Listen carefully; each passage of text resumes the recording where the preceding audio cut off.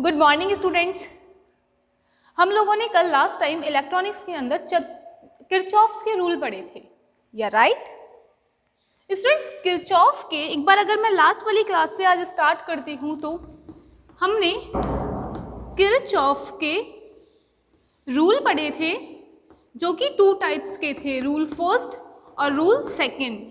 Rule जो first था वो तो धारा के ऊपर अप्लाई हो रहा था और जो रूल सेकेंड था वो वोल्टाता पे अप्लाई हो रहा था। सो स्टूडेंट्स, कल की क्लास को हम रनिंग पे लेते हुए चल के आज की क्लास को स्टार्ट करते हैं। और इसी के लिए सबसे पहले आप लोगों को good morning to all of you. And आज जो हमारा टॉपिक है, किरचॉफ के नियम्स को हम आगे बढ़ाना चाहते हैं। किरचॉफ के जो नियम थे उनको आगे उसके बाद में फर्दर पढ़ना चाहते हैं। तो इसमें किरचॉफ का जो नियम था वहाँ पर हम लोगों ने देखा था कि जो किरचॉफ का नियम सभी किसी भी प्रकार के जटिल परिपथ के लिए भी अप्लाई हो रहा था। जहाँ पर हमारी देखें तो लास्ट क्लास जो थी वो अप्लाई नहीं हो रही थी। Last class in the sense जो हम लोगों की 12th क्लास हुआ करती थी वो अप्लाई नहीं हो पा रही थी, लेकिन किरचॉफ के नियम सभी कॉम्प्लिकेटेड सर्किट्स को फुलफिल करने में काम आ रहे थे। तो इसी के साथ में हम लोग हमारी नेक्स्ट क्लास स्टार्ट करते हैं आज। तो देखिए, आज हम स्टूडेंट्स पढ़ने जा रहे हैं चतुर टर्मिनल। चतुर मत समझना इसे कि चतुर है, ये तो बहुत ज्यादा, इसको बोला हमने चतुर टर्मिनल जाल, या फिर इसका दूसरा नाम हो सकता है। और इसके बाद हम बात कर रहे थे द्विद्वारक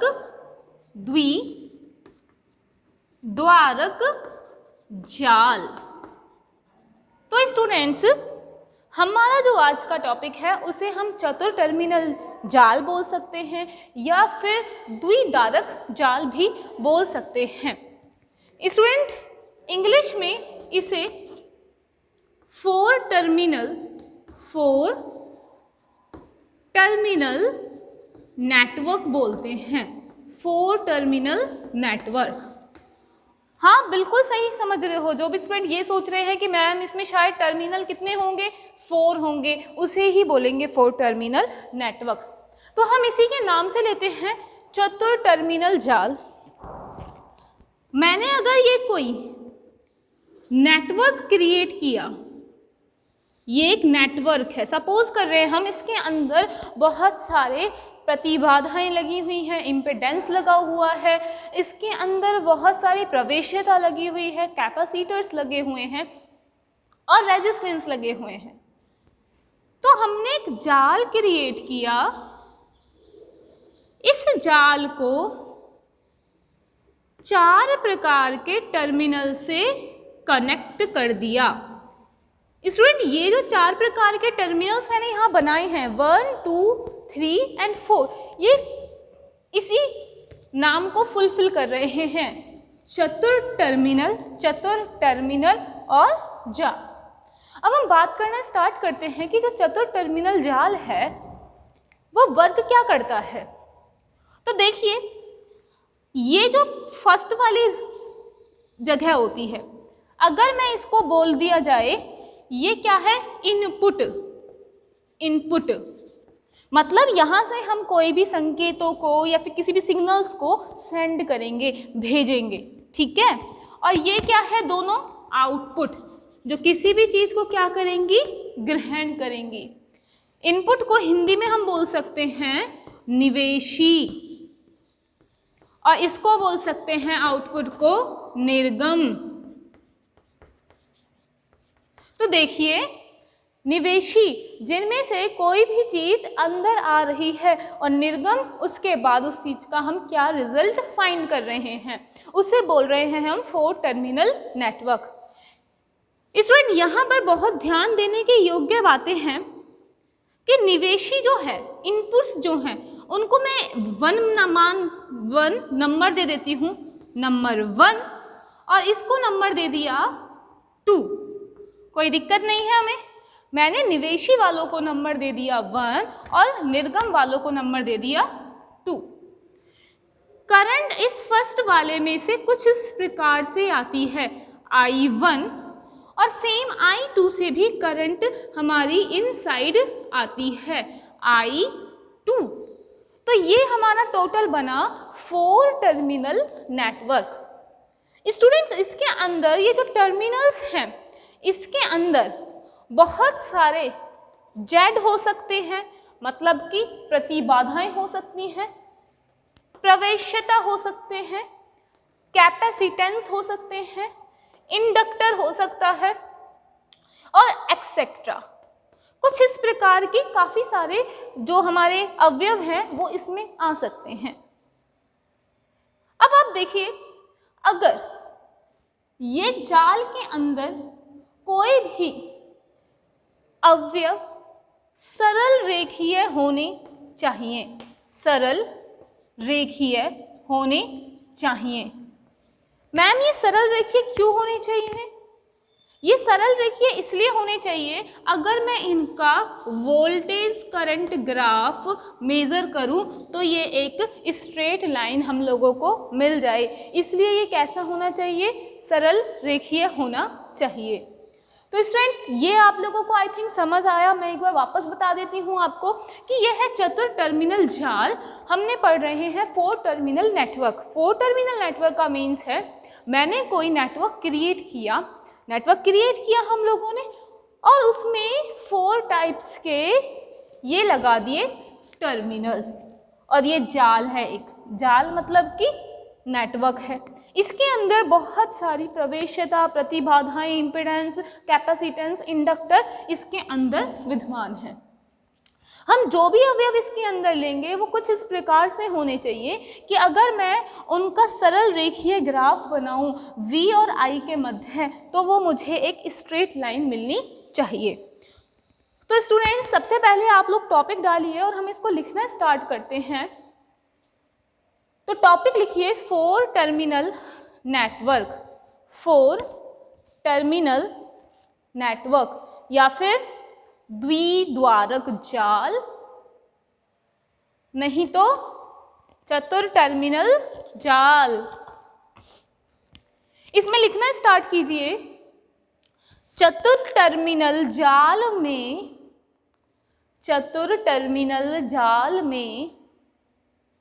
अनेक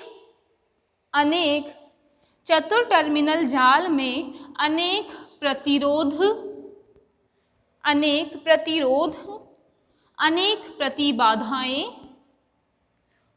कोमा कैपेसिटेंस मतलब कि संधारित्र, कोमा संधारित्र आदि अवयव हो सकते हैं, आदि अवयव हो सकते हैं, आदि अवयव हो सकते हैं जो कि सरल रेखीय अवयव होते हैं। यहाँ से देखिए कैसे अवयव होने चाहिए? सरल रेखीय। तो इसके नीचे लिखिए जो कि सरल रेखीय अवयव होते हैं, जिससे कि, तो अब इसके नीचे इसका रीजन, ठीक है, कि ये सरल रेखीय अवयव हम लोगों ने क्यों लिया है। तो इसके अंदर रीजन देखिए, जिससे कि इनका VI कर्व, जिससे कि इनका VI कर्व एक सरल रेखा प्राप्त हो सके, जिससे कि इनका VI कर्व एक सरल रेखा प्राप्त हो सके।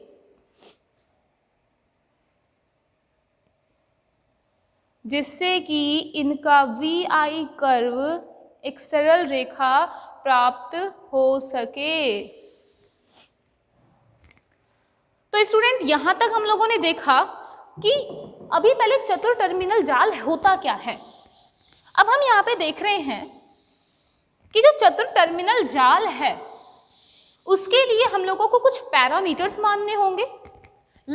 देखिए पैरामीटर्स, मैंने कहा चतुर टर्मिनल जाल हम पढ़ रहे हैं, उसके लिए कुछ पैरामीटर्स लेने होंगे जिसे हिंदी में क्या बोलते हैं, प्राचल। तो देखिए इसके अंदर हम कुछ प्राचल इस तरीके से मानते हैं, मैंने ये जो जाल क्रिएट किया है, ये जो नेटवर्क क्रिएट किया है, यहाँ पर एक प्रतिबाधाओं का, जिसमें सिर्फ प्रतिबाधाओं के लिए पढ़ने वाले हैं। आपको मालूम है प्रतिबाधा इसे क्या बोलते हैं, इम्पिडेंस, जिसको शो करते हैं किससे, जेड से, जेड से। तो स्टूडेंट्स इसका जो एक प्राचल बना वो कौन सा बना, जिसमें सिर्फ कौन आएगा, जेड प्राचल, जेड प्राचल, या फिर कह सकते हैं जेड पैरामीटर्स। एंड सेकेंड देखिए स्टूडेंट्स, ये तो बना किसका, प्रतिबाधाओं के लिए। अब अगर हम बात करते हैं प्रवेश्यता के लिए, प्रवेश्यता के लिए जो कि क्या होती है, प्रतिबाधा का विक्रमण, तो हमने उसके लिए बोला वाई प्राचल, मतलब कि जो इसके अंदर प्रवेश्यता होंगी उसके लिए जो हम पैरामीटर मानेंगे वो क्या होगा, वाई प्राचल। और स्टूडेंट्स हमने थर्ड क्रिएट किया इसके अंदर,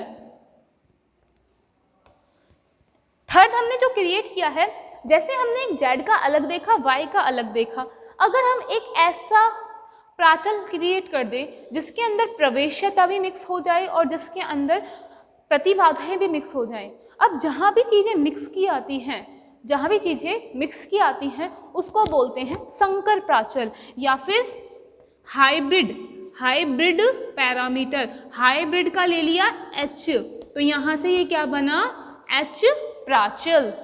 तो स्टूडेंट्स देखिए एक बार, आपको चतुर टर्मिनल का जाल यहाँ पे बना लिया होगा आपने। हम पैरामीटर्स की बातें कर रहे हैं, तो देखिए एक बार हम इसको अच्छे से समझते हैं। देखिए मैं यहाँ पर अगेन लिख रही हूँ, आप इसको नोट कर लेना एज इट इज, पैरामीटर यानी कि प्राचल। बेटा ये 3 टाइप्स के होते हैं। फर्स्ट है जेड प्राचल और सेकंड है वाई प्राचल और नेक्स्ट है इसके बाद का लास्ट एच प्राचल। स्टूडेंट्स देखिए मैंने आपको अभी बताया कि जो जेड प्राचल है, जेड प्राचल है वो किस चीज को अपने अंदर लेके चलता है, प्रतिबाधा को। प्रतिबाधा को हम जेड से डिनोट कर रहे थे तो इसलिए ये जेड प्राचल हुआ। वाई प्राचल किसको लेके चलता है स्टूडेंट, प्रवेश्यता को, प्रवेश्यता को। तो हमने इसको किससे किया, वाई से डिनोट किया। अब हम बात करते हैं जेड प्राचल की।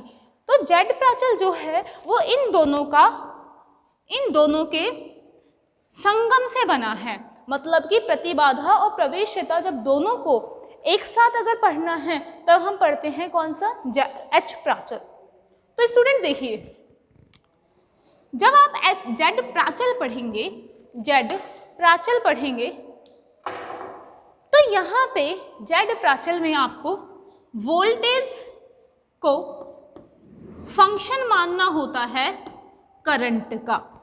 मैं वापस बता रही हूँ, जब हम जेड प्राचल पढ़ते हैं तब हम करंट को फंक्शन मानते हैं। करंट यहाँ पे कैसा है, इंडिपेंडेंट है और V करंट पे डिपेंड कर रहा है। तो मैंने कहा हम V को, वोल्टेज को फंक्शन मानते हैं किसका, करंट का मानते हैं। किसमें, जेड प्राचल के अंदर। और स्टूडेंट वाई प्राचल आपको मालूम है ये इसी का ही तो अपोजिट है, प्रतिबाधा इसकी इनवर्स ही तो होती है। तो यहाँ पर भी इसका क्या कर दो, इनवर्स। तो यहाँ पर इस बार करंट जो होगा वो फंक्शन होगा किसका, वोल्टेज का, इसके लिए। अब बात करते हैं एच प्राचल की। तो स्टूडेंट्स एच प्राचल में देखो कौन कौन आ रहा है, एक तो जेड आ रहा है, एक वाई आ रहा है। तो इसके अंदर जो फंक्शंस होने चाहिए वो बेसिकली इन दोनों के टाइप्स ही आने चाहिए। तो मैंने कहा इसका जो फंक्शन होगा वो खुद भी कैसा होगा, 2 टाइप्स का होगा।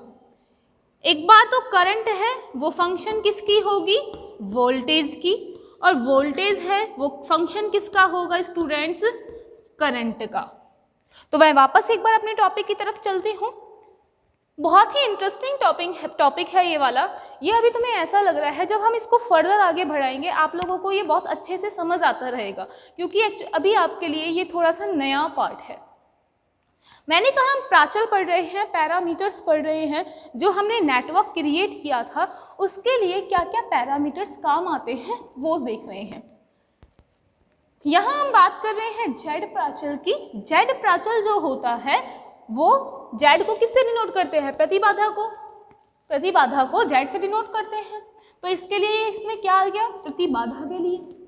प्रवेश्यता को किससे डिनोट करते हैं, वाई से, तो ये हो गया वाई प्राचल। और यहाँ पे दोनों का मिक्सचर आ गया, इसको बोल दिया एच प्राचल, मतलब कि हाइब्रिड प्राचल। हाइब्रिड का मतलब होता है संकर, किसी भी दो चीज़ों का आपस में मिला देना, एच प्राचल। तो यहाँ आ गया जेड प्लस में वाई। अब मैंने आपसे कहा कि ये जो V है वोल्टेज है, फंक्शन ऑफ I होना चाहिए जेड प्राचल के अंदर, और इसका रिवर्स Y होता है तो यहाँ भी रिवर्स कर दो। करंट फंक्शन ऑफ किसका होना चाहिए, वोल्टेज का। H जो है वो किन दोनों से मिलकर बना हुआ है, इन दोनों से, तो यहाँ पे दोनों की ही कंडीशंस को अगेन अप्लाई कर दो। इसी को ही हम कहते हैं प्राचल, और यहाँ पर हम इनको पढ़ने वाले हैं डिटेल में, जेड प्राचल को, वाई प्राचल को एंड एच प्राचल को। तो स्टूडेंट्स देखिए हमने इसको किस तरीके से स्टार्ट करा। अब हम वापस पढ़ते हैं, जेड प्राचल की तरफ बढ़ते हैं हम। तो आप यहाँ पे देखना, ये जो एक बार यहीं से उठा के ले लेते हैं इनको। मैं किसको पढ़ाने वाली हूँ आपको, जेड प्राचल को। तो एक बार देखिए जेड प्राचल के लिए, देखो जेड प्राचल जो है वो फंक्शन किस किस का है, आई का है ना। हमने पैरामीटर्स के अंदर कैसा बनाया था डायग्राम, इस तरीके से कुछ बनाया था क्या। ये है I1 करंट के लिए, I1, ये है करंट I2, और ये है इस तरीके से। और यहाँ हमने कहा था कि इन दोनों का वोल्टेज डिफरेंस है V1 और इसका वोल्टेज डिफरेंस है स्टूडेंट V2। तो देखिए एक बार यहाँ से उठाइए, मैंने कहा कि जो V है वो फंक्शन किसका होना चाहिए, करंट का फंक्शन होना चाहिए V। तो अगर मैं सबसे पहले V1 वोल्ट की बात करती हूँ तो देखिए V1 is equal function of, current का फंक्शन होगा। अब यहाँ पे करंट कैसी है, टू टाइप्स की है, I1 एंड I2, तो ये दोनों का ही फंक्शन होगा, एक तो I1 का और I2 का। तो फर्स्ट इसका ये बन गया जेड प्राचल के लिए।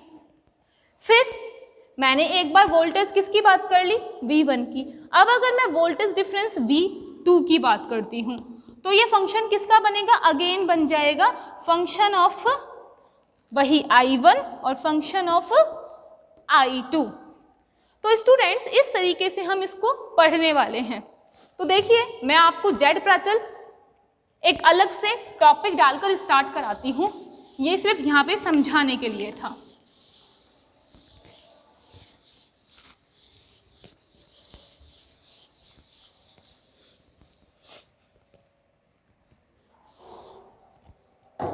तो देखिए हमारा फर्स्ट टॉपिक कौन सा था प्राचल के अंदर, जेड प्राचल।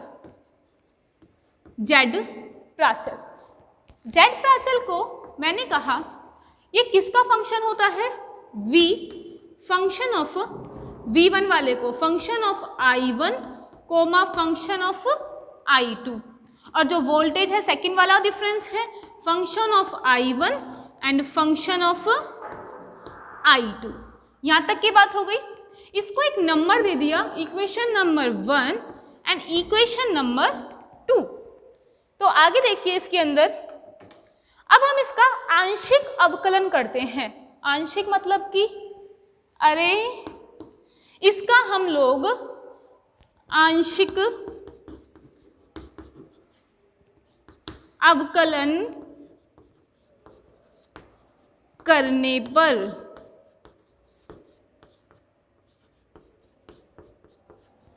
तो देखिए आंशिक अवकलन करने पे ये है, मैं इक्वेशन नंबर 1 का कर रही हूँ सबसे पहले, इक्वेशन नंबर 1 का आंशिक अवकलन करने पे। तो इक्वेशन नंबर 1 का अगर हम आंशिक अवकलन करते हैं तो इसमें हम लिखते हैं, यहाँ से लिया v1, तो ये क्या बना dv1 इक्वल, ये क्या बना i1 के लिए हो रहा है फर्स्ट वाला, किसके लिए, इसके रेस्पेक्ट में, तो डेल v1 अपॉन में डेल i1, और ये क्या बना di1 प्लस में यहाँ से वापस डेल v1 अपॉन में del i2 multiply by di2। तो स्टूडेंट ये हुआ इक्वेशन नंबर 1 का आंशिक अवकलन। नाउ इक्वेशन नंबर 2 का आंशिक अवकलन करने पे देखिए, dv2 is equal to function of i1 i2 का है ये वाला जी, देखिए तो डेल v2 अपॉन में डेल i1 di1 प्लस में डेल v2 अपॉन में डेल i2 di2, ये इसका हुआ आंशिक अवकलन, किस वाले का, वोल्टेज जो थी सेकंड वाले की, और फर्स्ट वाले का आंशिक अवकलन हमारे पास में कहाँ आया, ये वाला।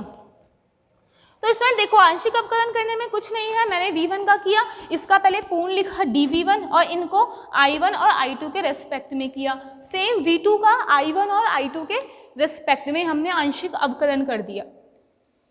तो आगे देखिए, यहाँ से मैं इस इक्वेशन नंबर 1 को यहाँ लिख देती हूँ एक बार, इक्वेशन नंबर 1, तो ये क्या थी, dv1 is equals to del v1 upon del i1 di1 del v1 del i2 di2।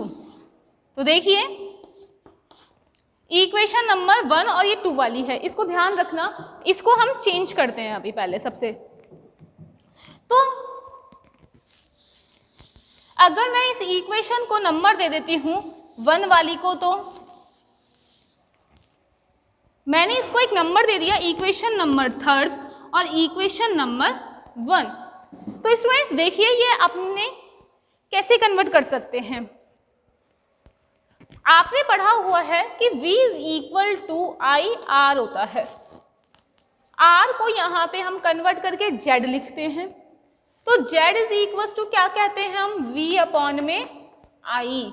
तो देखिए यहाँ से इक्वेशन नंबर 4 को चेंज करते हैं, फ्रॉम इक्वेशन नंबर 4, तो देखना dv2 एज इट इज लिखा, dv देखो 4 से ये वोल्टेज के लिए है। अब मैं इसका ये छोटा सा पार्ट है, मैं इसका पूरा फंक्शन ले रही हूँ, छोटे से पार्ट के लिए नहीं ले रहे हैं। आपको मालूम है डिफरेंशियल हम बहुत छोटे से पार्ट्स के लिए करते हैं। तो इसका हमने बनाया क्या, v2 इक्वल v अपॉन में i1, क्या v अपॉन i यहाँ से लिख सकते हैं क्या z, तो मैंने लिखा z। देखो ये किसका है, 2 का, ये 1 का, तो इसको हम लिख सकते हैं, ये प्रतिबाधा किसकी है, Z21 की। आगे देखिए प्लस पहले I1 प्लस ये del V2 upon del I2 V upon I, मतलब ये क्या बना Z22,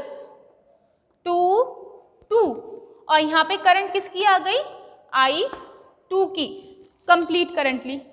फ्रॉम इक्वेशन नंबर, ये हुआ V2 का, और इक्वेशन नंबर 3 से देखिए इसको कन्वर्ट कर सकते हैं V1, इसको लिखा मैंने V1 अपॉन I1 को सिमिलर इनकी तरह Z11, और ये बना I1, यहाँ से इसको लिखा मैंने Z12 और यहाँ से इसको बना दिया I2। तो स्टूडेंट्स एक बार आप देखिए, थोड़ा ध्यान देना, ये इक्वेशन 1 वाली थी जिसको मैंने 3 नाम दिया था, जिसका आंसर मैंने यहाँ पे लिखा हुआ है सॉल्व करके, ठीक है। तो हम इसको मान लेते हैं पहले 5, और ये वाली जो थी 4 के लिए थी, मतलब 3 और 4 थी, तो इसको बना दिया 5 और इसको बना देती हूँ मैं 6, ताकि ये लाइन वाइज रहे, पहले वोल्टेज 1 वाले की देन वोल्टेज 2 वाले की। तो इसमें देखिए आप, इसको हम चेंज कर सकते हैं। अब यहाँ तक आप इसको लिख लीजिए, पहले इक्वेशन नंबर 3 और इक्वेशन नंबर 4 को कंप्लीट लिखिए, और उसके बाद में हम इसमें देखते हैं फर्दर कि अब हम इसको क्या कर सकते हैं। पहले इसको कंप्लीट लिखिए, फिर हम इसकी फर्दर बातें करते हैं, इनको आपस में कंपेयर करेंगे, इनको आपस में कंपेयर करने पे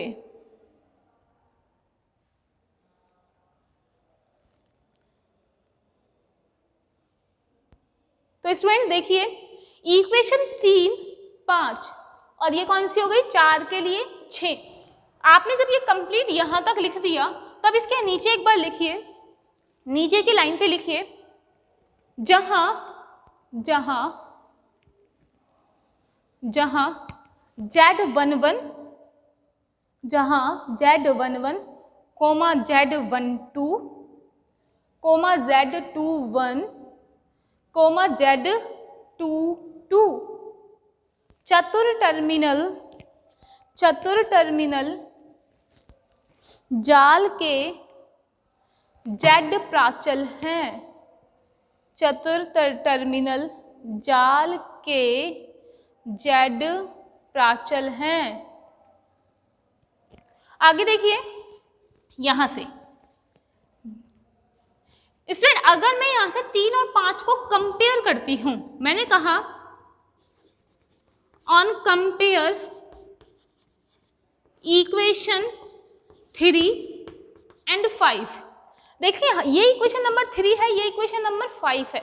अगर हम इक्वेशन नंबर 3 और 5 को आपस में कंपेयर करते हैं तो मुझे क्या मिलता है। देखो Z11 की वैल्यू क्या ये आ रही है, क्या हम लोग Z प्राचल की बात कर रहे हैं, तो हमें बेसिकली किनसे मतलब है, इन 4 Z प्राचल से मतलब है। तो मैंने यहां से लिखा Z11 किसके इक्वल है, डेल V1 अपॉन में डेल I1, इसके इक्वल है। पर ये कब इक्वल है, dV1 इसके कब इक्वल है, जब मैं इसके अंदर इस वाली टर्म को क्या कर दूं, 0 कर दूं। तो स्टूडेंट वोल्टेज को हम अभी 0 नहीं कर सकते हैं, अदरवाइज हमारी यहाँ पे भी V1 कैसी हो जाएगी, 0। अगर मैंने V1 को 0 कर दिया तो मैं V1 को 0 नहीं कर सकती हूँ, नहीं तो ये भी 0 हो जाएगा। तो हम किसको 0 कर सकते हैं यहाँ पे, करंट I2 को। तो ये वाला फॉर्म कब बनेगा, जब करंट I2 कैसी हो, हमारी 0 हो। तो स्टूडेंट इसके सामने लिखिए कि हम इसको क्या बोलते हैं, Z11 is equals to del V1 upon del I1, current I2 कैसी है, 0 है। मतलब इसमें पता है क्या हुआ, मैंने ये चतुर टर्मिनल जाल बनाया था, मैंने कहा था कि यहाँ करंट है I1 और यहाँ से करंट कौन सी आ रही है, I2, और ये कौन सी आ रही है स्टूडेंट्स, I1। वोल्टेज डिफरेंस है V1, यहाँ वोल्टेज डिफरेंस है V2। जरा सोचिए, अगर आप I2 इसके अंदर कैसा है, 0 कर दिया जाए, अगर इसमें I2 को 0 कर दिया जाए तो हम इसको क्या बोल सकते हैं। अब ये क्या बन गया, प्रतिबाधा। कौन सी प्रतिबाधा, निवेशी प्रतिबाधा, मतलब इनपुट की प्रतिबाधा। तो हम इसको क्या बोलेंगे, Z11 को निवेशी प्रतिबाधा। इंग्लिश वाले मीडियम वाले लिख लें इसको इनपुट इम्पिडेंस। और कब है ये इनपुट इम्पिडेंस, जब इसके ये जो टर्मिनल से करंट फ्लो नहीं हो रही, मतलब I2 कैसा हो गया, 0। अब इस टर्मिनल से अगर करंट फ्लो नहीं हो रही तो हम क्या कह सकते हैं, हमारा निर्गम टर्मिनल, मतलब कि आउटपुट वाला जो टर्मिनल है वो कैसा है, खुला परिपथ है। तो हम यहाँ कह सकते हैं निवेशी प्रतिबाधा जब निर्गम टर्मिनल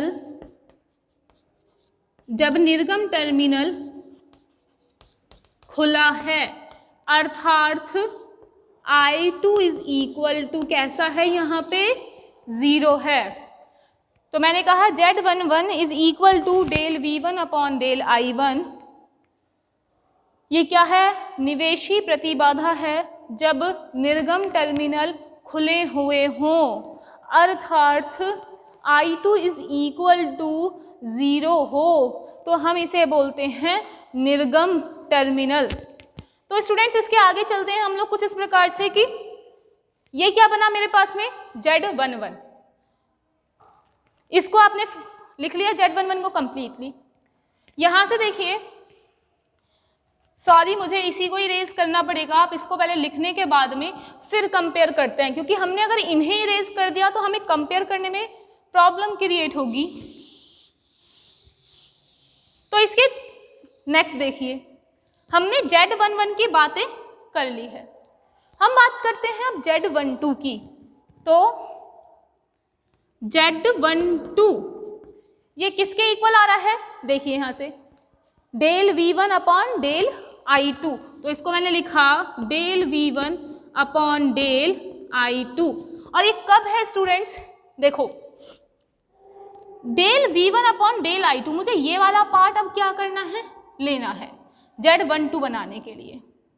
तो मैं क्या कर सकती हूँ, इसको 0 कर दूँ, बट यहाँ पे V1 को हम लोग 0 के इक्वल नहीं रख सकते हैं। रीज़न, क्योंकि अगर ये V1 अगर हमने 0 रख दिया तो हमारा ये वाला पार्ट भी कैसा होगा? 0 हो जाएगा। तो हमको क्या करना होगा? I1 को ही 0 रखना होगा। तो मैंने यहाँ लिखा जब I1 कैसा हो? हमारा 0 हो, तो इसे क्या बोलते हैं? Z12। तो Z12 के सामने लिख लीजिए, Z12 के सामने लिख लीजिए, इसे बोलते हैं Z12 को उत्क्रम अंतरित प्रतिबाधा। और ये वाली प्रतिबाधा कब है? देखो I1 0 है, मतलब इसका I1 वाला पार्ट कैसा है? 0 है, तो करंट यहाँ कोई फ्लो नहीं हो रही। तो हम कह सकते हैं स्टूडेंट्स, जब निवेशी टर्मिनल खुला हो, जब निवेशी टर्मिनल खुला हो, मतलब कि I1 इज इक्वल टू किसके हो गया है? 0 के। तो इसके बाद में आगे चलते हैं हम सेम इसी तरीके से, जैसे हमने Z12 की बातें करी हैं। पहले इसको कंप्लीट लिखिए कि Z12 क्या है? खुले परिपथ की, Z12 के सामने लिखिए खुले परिपथ की उत्क्रम अंतरित प्रतिबाधा, खुले परिपथ की उत्क्रम अंतरित प्रतिबाधा जब निवेशी टर्मिनल खुला हो, जब निवेशी टर्मिनल खुला हो। अगेन देखिए, हमारी अब बात किस किस की हो गई है? Z11 की हो गई और Z12 की हो गई है। तो हमें सिमिलर इसकी कंपेयर करनी है 21 के लिए। तो देखिए यहां से मैंने लिखा कंपेयर किसकी करनी है इस बार? 4 की 6 से, क्योंकि V2 वाले की यही है इक्वेशन। तो ऑन कंपेयर इक्वेशन 4 to 6। तो देखिए स्टूडेंट्स 4 की मैं सबसे पहले बात करती हूँ Z21 की। तो यहां से लिखा Z21 कितना आया? ये डेल V2 अपॉन में डेल I1, यही आया Z21। अच्छा, ये वाली बात कब आएगी Z21 के लिए? जब हम इसमें कौन सी करंट को 0 कर देंगे? I1 को 0 नहीं कर सकते। I1 को अगर 0 कर दिया तो मेरे को ये पूरा कंपोनेंट 0 हो जाएगा। हम कौन सी कर दें? I2 को 0। तो हमने यहाँ पे लिखा I2 is equal to 0। Z21 के लिए क्या आया? डेल V2 अपॉन में del I1, where Z2 is equal to कैसा है? 0। तो इसे क्या बोलते हैं? ये Z21 इसके लिए है जहां जीरो कौन सी है, I2, मतलब कि निर्गम के खुले परिपथ हैं, I2 फ्लो नहीं हो रही, मीन्स ये वाला परिपथ कैसा है, ओपन सर्किट है। तो हमने इसको लिखा अग्र अंतरित प्रतिबाधा जब निर्गम terminal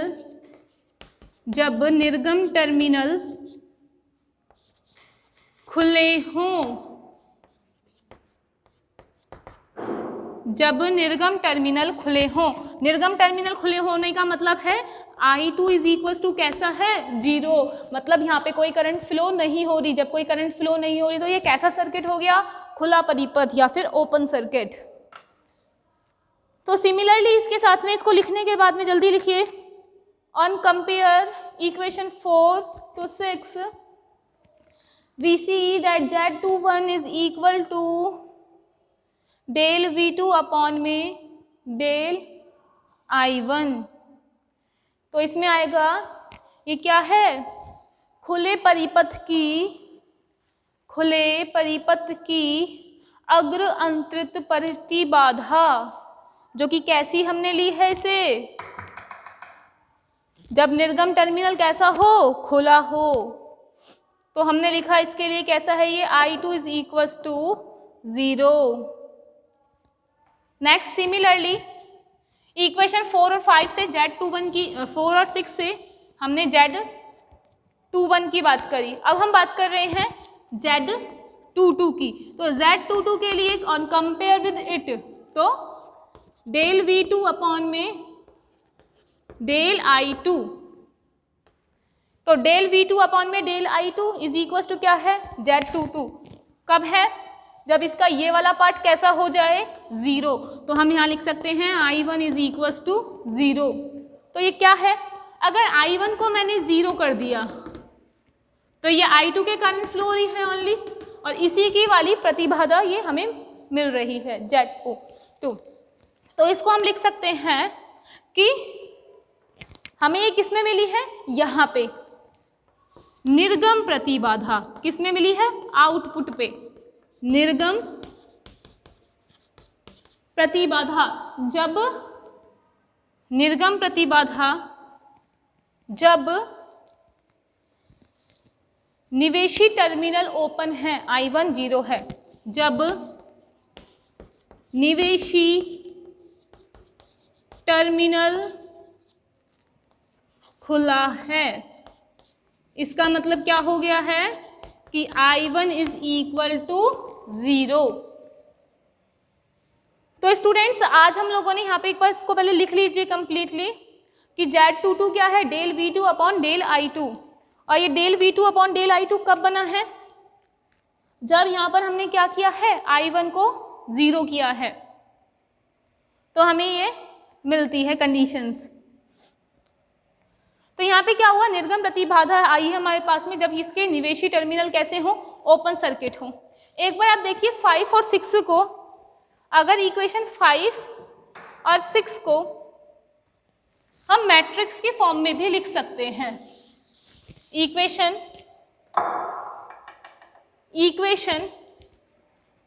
5 and 6 in matrix form. तो देखिए मैट्रिक्स फॉर्म में इसको कैसे लिख सकते हैं, V1 V2 है, इसे एज इट इज लिख सकते हैं V1 V2। V1 के लिए जो प्रतिबाधा आ रही है वो क्या क्या है, Z11 Z12, और इसके लिए जो प्रतिबाधा आ रही है वो कौन सी है, Z21 एंड Z22। करंट देखिए I1 और दोनों में है I1 एंड I2। तो स्टूडेंट्स ये क्या बना, इसका एक मैट्रिक्स फॉर्म बन गई। आप चाहे इसको रिवर्स मल्टीप्लाई भी करके देख सकते हैं कि आपको आता है, हमें ऐसे करते थे इस तरीके से, कुछ Z11 का I1 के साथ करना है प्लस Z12 का I2 के साथ करना है, तो इक्वल में क्या आता था, V1, वो बन गई इक्वेशन। Z21 का I1 के साथ, Z22 का I2 के साथ इक्वल किसके आएगा, V2 के, तो इक्वेशन बन गई हमारी 6। तो हमने इसको क्या किया है, मैट्रिक्स के फॉर्म में लिख दिया है। तो स्टूडेंट आज हम लोगों ने क्या पढ़ाई करी है कि पैरामीटर्स के बारे में पढ़ा है, एच प्राचल के बारे में पढ़ा है, ठीक है। तो इसके बाद में स्टूडेंट्स हम लोग जब भी नेक्स्ट क्लास होती है तो हम लोग वाई प्राचल के बारे में पढ़ेंगे और हाइब्रिड प्राचल के बारे में पढ़ना स्टार्ट करेंगे। आज हमने किसके बारे में पढ़ा है, जेड प्राचल के बारे में पढ़ा है।